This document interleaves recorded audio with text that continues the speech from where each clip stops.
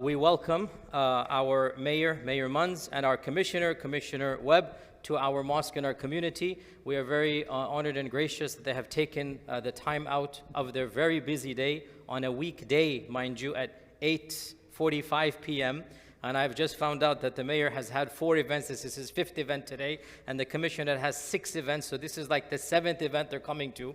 So we really appreciate the time and the sacrifice that they have shown in coming here, and we appreciate the fact that they are genuinely showing a care and a concern in a very large demographics of our own community here in Plano. So I'm going to immediately introduce the mayor, give him some time to speak, and then after that introduce the commissioner and offer him some time to speak as well. Then we'll open the floor for Q&A. There's going to be cards going around so you can write your questions. Obviously, we want the questions to be pertinent and relevant to our situation here in Plano. So without further ado, brief introduction to Mayor Muns. Mayor Muns, John Muns, is the mayor of Plano, Texas, and he assumed office in May 10th of 2021.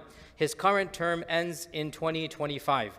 His career includes working as a general partner for Muns Enterprises and as the vice president of Wyatt Cafeterias. He has served on the Plano Independent School District Board, and he has always made himself available to the EPIC community. This is not the first time he's coming here. He has been here a number of times. We've invited him to our Hifdh events as well, and he is here today to update us about certain changes that are taking place in Plano and also to field your questions. So without any further ado, thank you for being here, Mayor. Thank you so much for having me. Good evening, everyone. Thank you. It's an honor and a privilege to be here with all of you today. We are so encouraged to be a part of this great group tonight. Plano is busy as ever, and we want you to know that we represent all 300,000 of our community in Plano, and we care very much that we're providing the amenities that keep you safe and secure, and that we have those opportunities for you in regard to your businesses, your homes, and just making sure that this is the place that you want to stay and live for many years to come. Over the last year, a big part of what we are doing is infrastructure and revitalizing areas of Plano that have been around for 50 and 60 years and need repair. And a lot of those are the roads that you drive on every day. We passed a bond in 2021 to spend about $280 million on our roads. And so what you see on Plano Parkway, what you see on the main thoroughfares going east and west are going to be repaired and on the subfloor, and then we will put a black top on those, asphalt top, on the top of the subfloor, and it will be a much smoother ride, no more potholes. We've learned this technology from other cities that have used it in other states, that it does cause the water to dissipate and go off to the sides.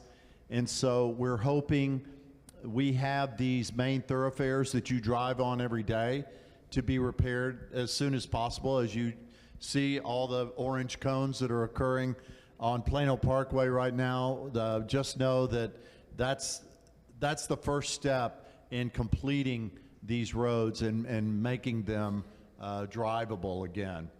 We are in the early stages of completely redoing Collin Creek Mall, and that's a mall that was 60 years old, and so it's going to require a heavy-duty amount of demolition, but at the same time, it's going to have a variety of shopping, restaurants, housing, and office for a very mixed-use area, and it's going to be a very vibrant community when we finish, probably in 2025. We are continuing to have corporate relocations that come to Plano every day. We have inquiries of folks, and we have areas over here on the light industrial area of companies that are coming to do type of battery building for automobiles and other things that don't require heavy-duty manufacturing. And we obviously are a very large corporate community that a lot of the corporations that exist on the tollway side also exist throughout all of Plano. And Plano is a city where people want to come because just like a lot of you, we have a very educated workforce. We care about our students to make sure that they're educated, and we have this opportunity for you not only to work in a very vibrant area like Plano, but your kids that go to school here will also have that opportunity, and that's very important to us, to have a good education system, a good opportunity of jobs that exist here in Plano and in areas north and south of us. But specifically Plano, we believe there's real opportunities for all of us to work right here in our own community, which is very important to us. And so the revitalization of areas that have been around for a long time are very important to us. That includes downtown Plano. And we want to make sure wherever you live in Plano that you're living in the high quality area that provides the best services, our water, our trash, our roads, our amenities that you count on every day are as good as anywhere else in North Texas. And at the same time, we do this for quite the lowest tax rate in all of North Texas. And we do that because we have an even balance of corporate taxpayers. Almost, actually about 53% of our taxpayers are the corporate community, and about 47% are our residents. And so very few cities in all of Texas have that ratio. It's usually reversed. So things are going well. We're not perfect. We constantly are trying to improve what we do. We want you to know that everybody at the city wants to be user-friendly. So if you have a project you'd like to do or a business you want to start, we want to make sure that you have the most efficient opportunity to get that done and start your business as soon as possible. And so it's real important to us that we make it easy on you. If you're building a house, we want those inspections to go smoothly so that you can get through those things and have those things finished long before anyone else can do. So those are the things that are important to us, and we obviously care about your safety and security. Our police force is one of the best. We continue to make sure that they're trained properly and that we assist in those areas, as long as our first responders are also very important to us to make sure that when you do have an emergency that they're there immediately, as fast as possible when you need them. And obviously our health care is second to none. We have 3 actually adult major hospitals, a trauma 1 hospital, and we have a children's hospital that's one of the best in the nation. So we're very proud of the amenities that we have here in Plano, and we continue to make sure that we don't rest on our laurels, that we continue to improve in areas that need improvement. And so I think the biggest thing that we care about is input from you. You tell us what we're doing right, you tell us what we're not doing so well, and we want to step up and try to improve those areas. So thank you so much for being here, for listening. I want to introduce you to Commissioner Duncan Webb, and I'll step back. But as soon as we're through, I'm more than happy to answer any questions you may have for either of us. Thank you very much. Thank you. That was very helpful. We now move on to Commissioner Duncan Webb. He has been the Commissioner of Collin County and a resident of Plano, Texas for the last 45 years, 1983. He has served as the Transportation Council since 2011 and has represented Collin County as a commissioner throughout the same period. He is a practicing attorney in Dallas and in Plano. He has been here since 1980, and he is the sole shareholder of the law firm of Webb and Webb PC. In 2020, Mr. Webb was honored by the Plano Chamber of Commerce and Leadership for his contributions and leadership to the city of Plano and given a Distinguished Leadership Award. And today, Mr. Webb is here to provide us with updates about Collin County and also to field a few questions. So, Mr. Webb, thank you for coming to our community. Thank you so much. I really do appreciate, like the mayor said, we're very appreciative of being able to come and meet you and the opportunity to discuss what I do and the outlook for the county long term. The county is composed of numerous cities. We work with all our cities, including Plano. I represent most of Plano. I represent most of Allen. I represent a portion of City of Dallas, Collin County.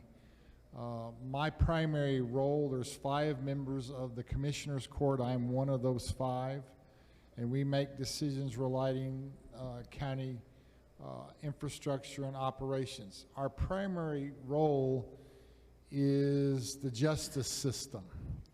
So if you think of the courts, the district court, the county court at law, the justice court, the DA, and then we also operate the jail, the sheriff's department, which works with the city police departments.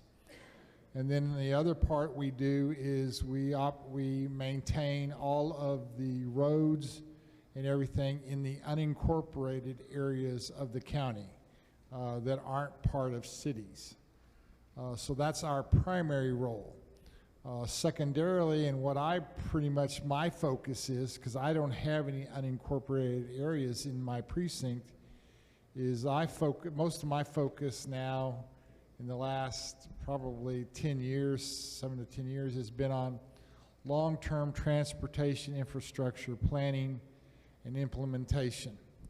When I took office 11 years ago, a little over 11 years ago, the county was about 700 to 800,000. We are now at 1.1 million. The projections show that Collin County will be 3 million people in the next 25 to 30 years. So most of my focus, and I'll try and to push the court to focus on, and our state government, on how are we going to provide mobility to all of our residents in the county, which would also include Plano.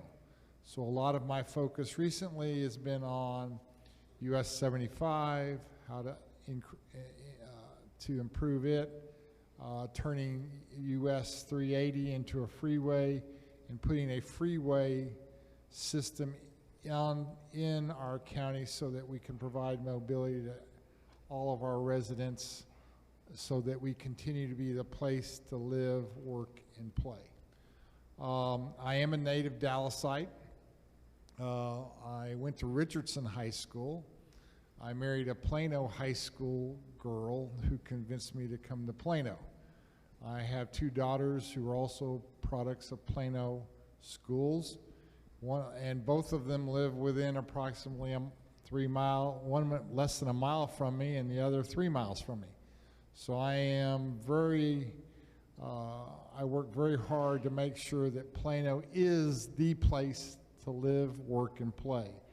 I've been very blessed that I got to meet John many, many years ago. We served on the Plano ISD Board of Trustees for almost 12 years together, and that's how we work together. My role now is different from his as mayor, because I represent a bunch of cities versus just focusing on one. And my main, as I said, focus is the justice system.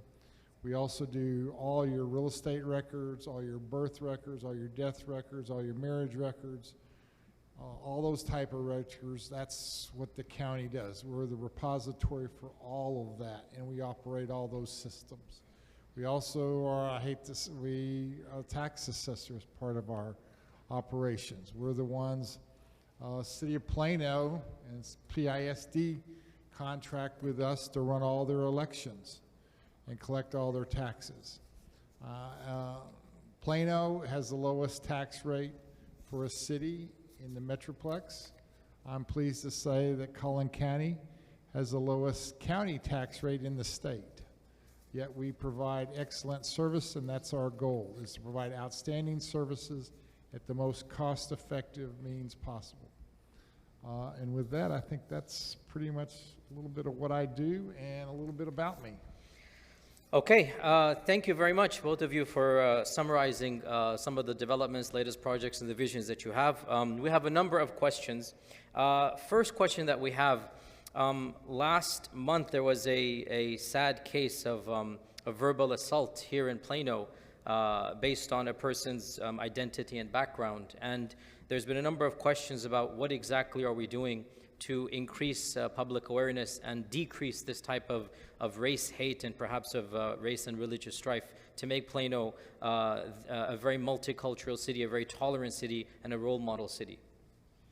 Well, I appreciate you saying that. And when the incident occurred, not only did the Plano police move immediately towards arresting this person for the assault, but we made it very clear at the City of Plano, we will not tolerate this type of behavior.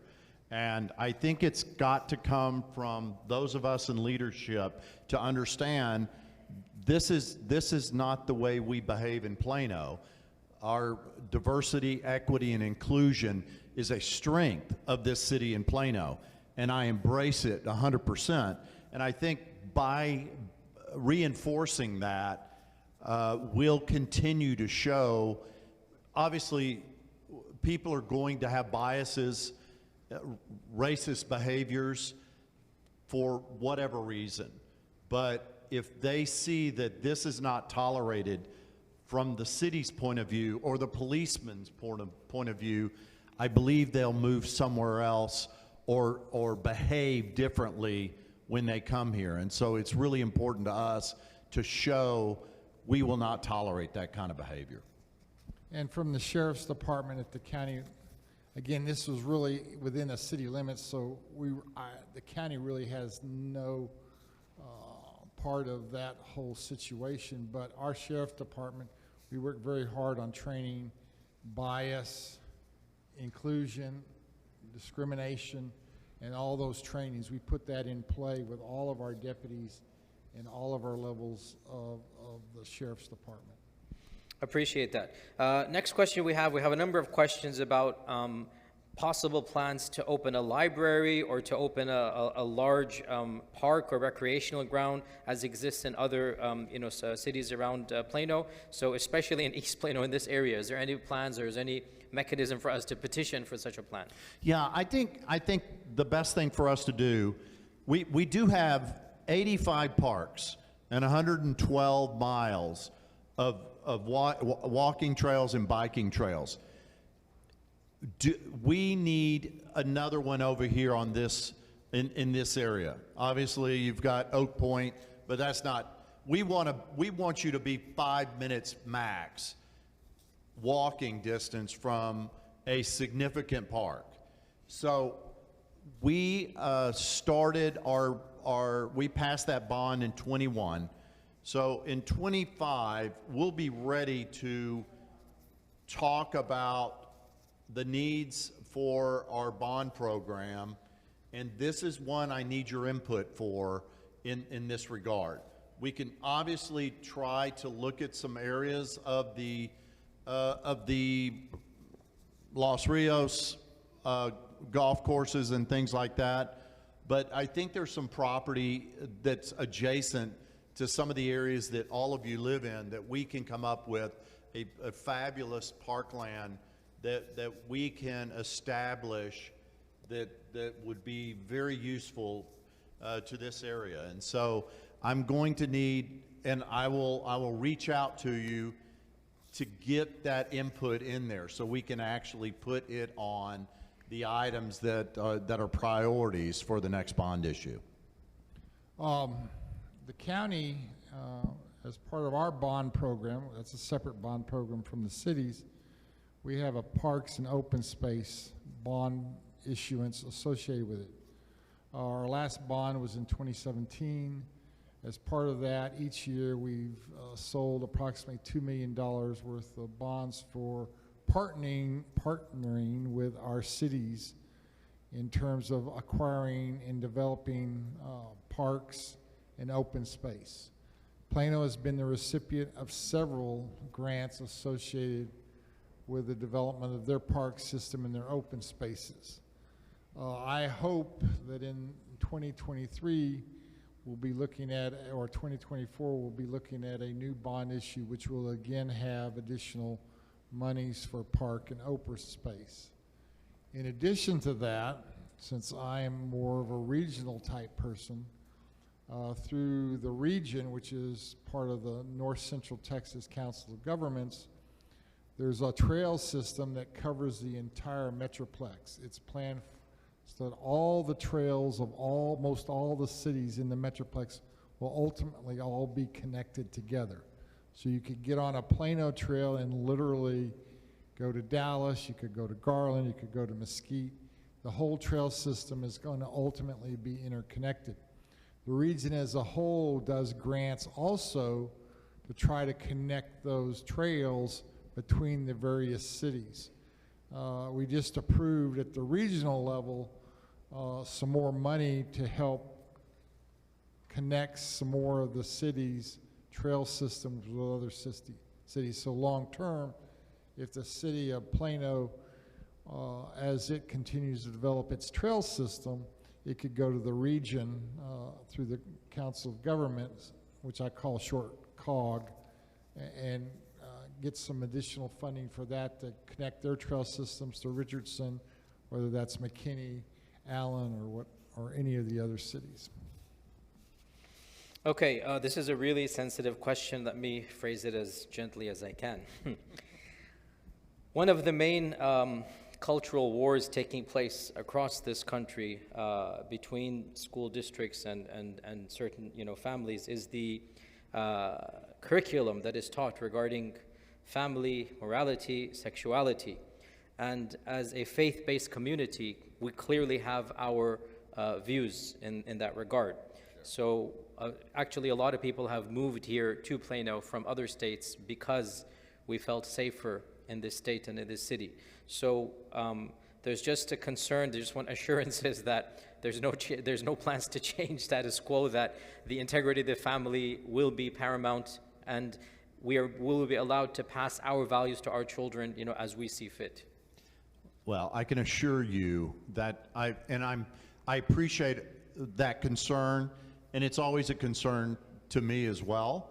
But the fact that and again, things change, so I can't assure anyone, because the city of Plano and the county of Collin County, we don't run the schools any longer, but we did for quite a while back in the 90s and early 2000s. Our objective at Plano is to make sure that you have the highest quality education available to you, and that academics are very important.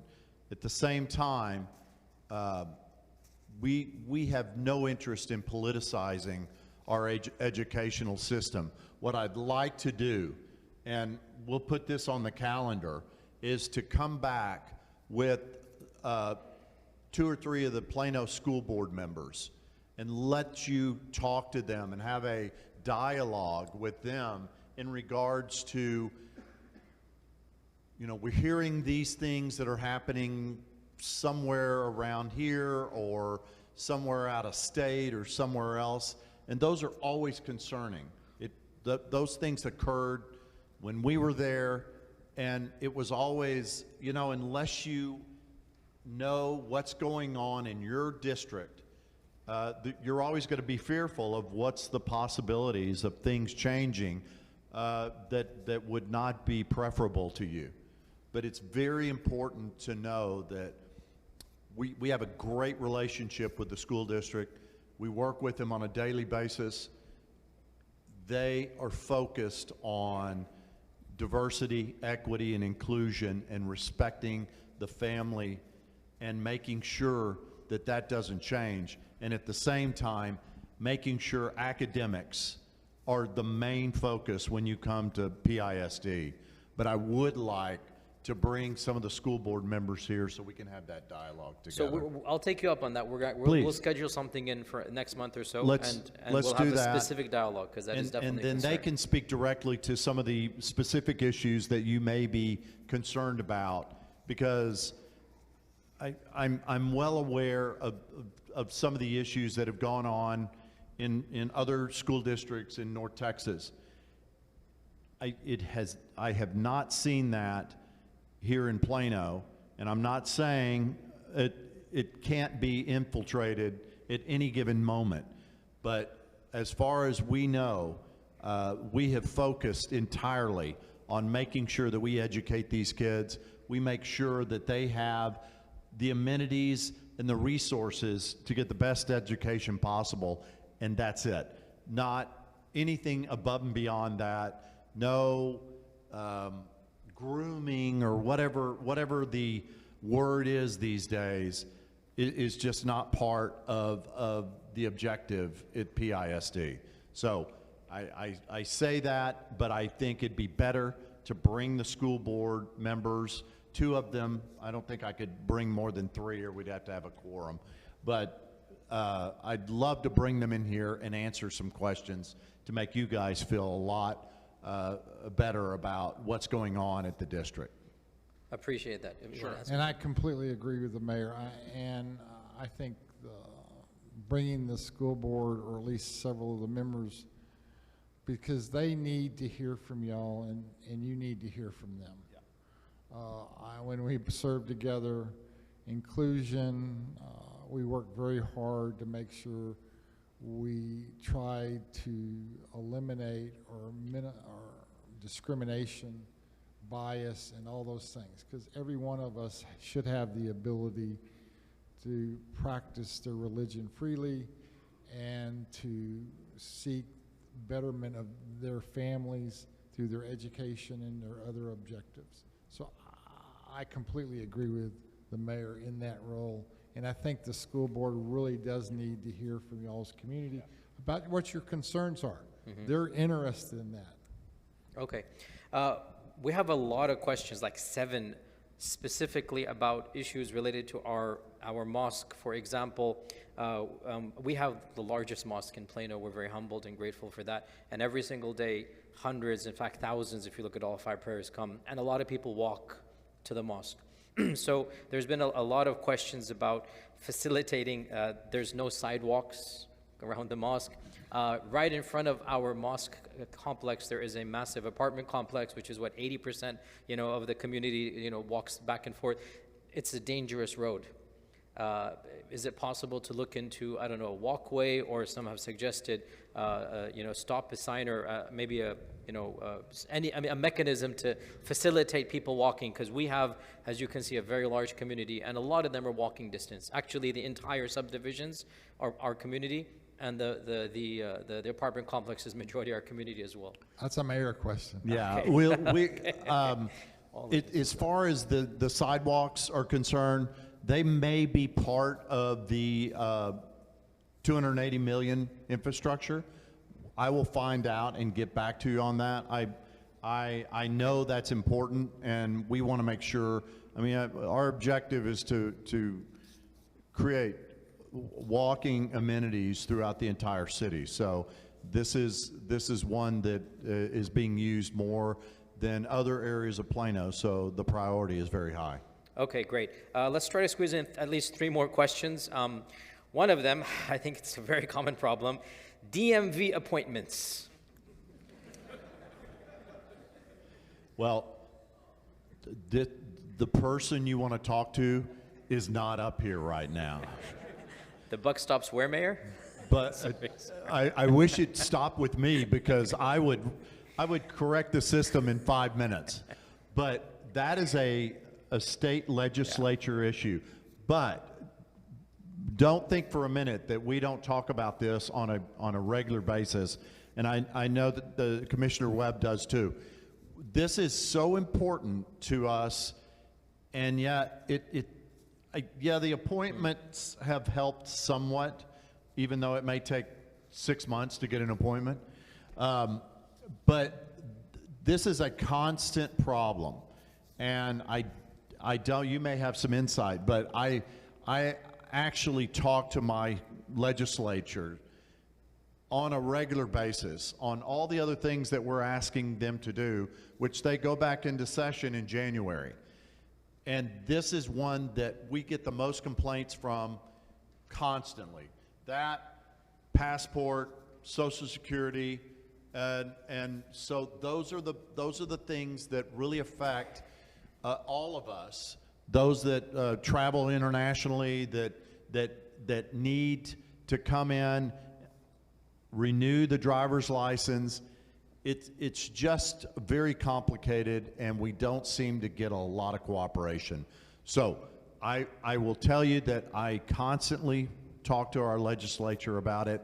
I will continue to do that, but it matters when you contact them as well. It makes a bigger difference. Sometimes they get sick and tired of hearing the mayor. So if you'll continue to write the legislature, the state legislatures that exist in Plano, and tell them this system is just not working, and we need more money in the DMV system. Every session for the last 4 sessions, I've pushed to put more funding in the DMV. This is strictly a funding issue. For some reason, the state has no interest in putting more money in DMV so they can hire more people so that we can eliminate the long lines. It is a huge problem. I hate to say it, that the city and the county, we have no ability to change that at all. It is strictly a state situation. As the mayor said, the more people who complain to their local state representatives, whether that's their representatives or their state senator, about the DMV situation, the better chance we have for them to put more funding in it. We're going into this session in January. The state is going in with the most money it's ever had as a surplus. $27 billion with a B surplus. That doesn't include another $13 billion in its rainy day fund. So overall, there's $40 billion of extra monies that are going to be available this session. You would think that if they hear from enough of their constituents about the DMV, that some more money will be put into the system. I will continue to be a strong advocate for additional funding for DMV, but at the county level, even if I wanted to throw money at it or put money in it, I couldn't legally do it. Okay, depressing, but it is what it is. But we have an answer, guys. We need to know who to contact. Final 2 questions. What are some of the opportunities or the incentives that Plano offers small and especially minority business owners? Well, we've just been discussing that as an additional amenities and incentives that we'd like to add to our offering. Most of the things that we've done in the past on incentives have been large corporation, Fortune 500, Fortune 100 companies that we all know that exist there. But we realize how important our small business is, and so we're working presently to have amenities and incentives for our small businesses that are starting, that are moving, that are entering into Plano, that exist in Plano, that want to grow but just need a little bit of help. And so we're not just looking at number of employees and discounting that number or adding some funds for those, but we're also, maybe you're wanting to buy a building that's an older building here in Plano, and you need some help maybe with construction or demolition of the existing building to come back up with a building that's more appropriate for your business. Those are some of the incentives that we're looking at being able to offer. And so we realize how important our small business is to the city of Plano. And so we're in discussion right now with economic development to add incentives for small business. So stay tuned. We have some real opportunities for you here in the next few months. Okay, look forward to hearing them. You want to add something? The county really doesn't have anything in that arena. It's really a city issue.